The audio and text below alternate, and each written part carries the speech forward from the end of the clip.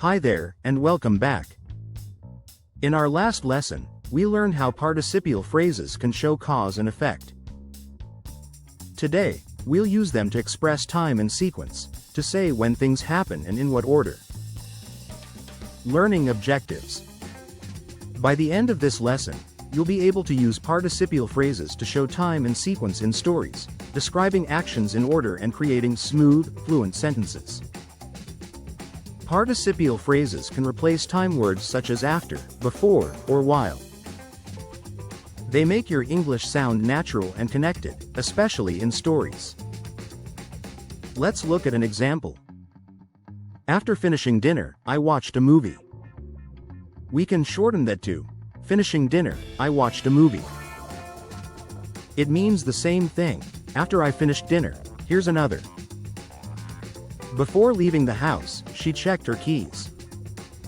We can say, leaving the house, she checked her keys.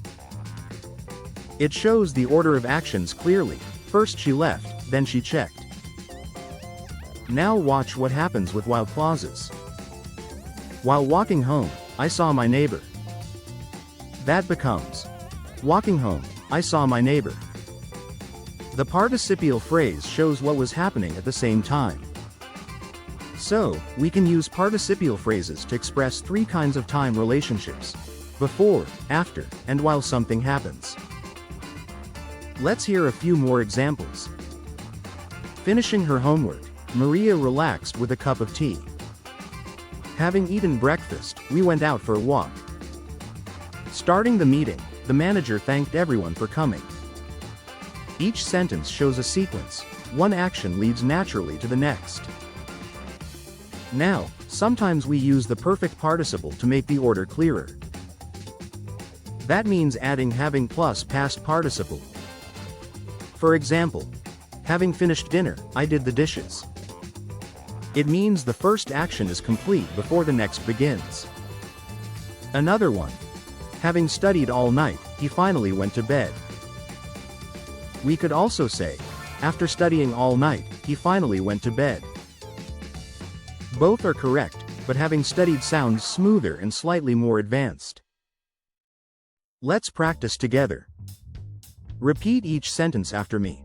Having read the book, I watched the movie. Walking to work, I met an old friend. Finishing the report, she sent it to her boss. Having cleaned the kitchen, they started cooking dinner. Great work! You can hear how each phrase naturally connects the timing of actions. Now let's look at time phrases inside short stories. Waking up late, I rushed to catch the bus.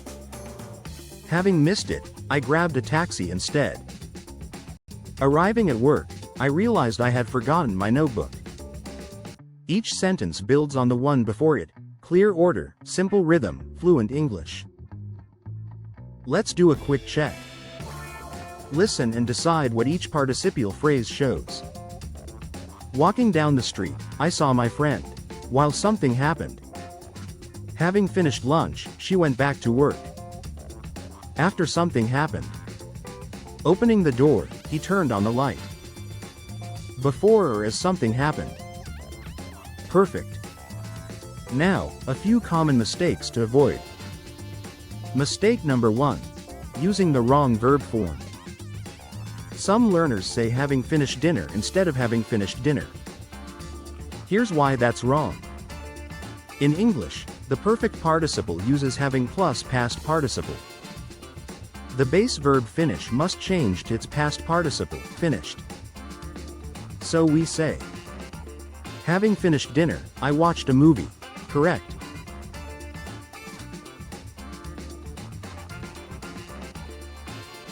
Having finished dinner, I watched a movie. Wrong. The first shows correct grammar and clear time order, after I finished dinner. The second just sounds broken, because the verb isn't in its past participle form. Always remember the pattern.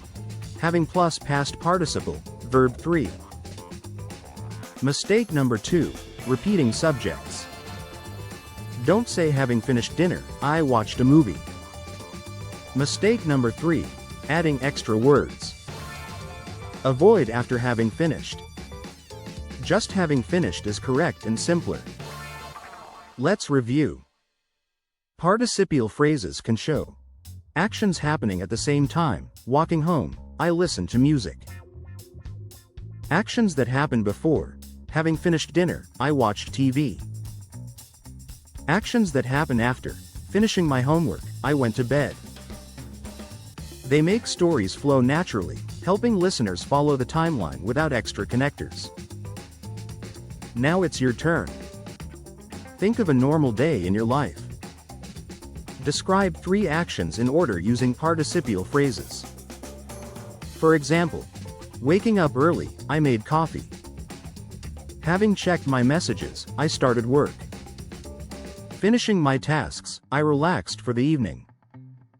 That's how you build fluent, time-based storytelling in English.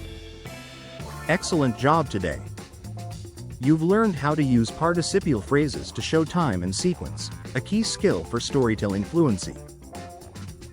In our next video, we'll finish the series with 10 combining participial phrases for advanced fluency, where we'll connect cause, time, and description in one smooth flow.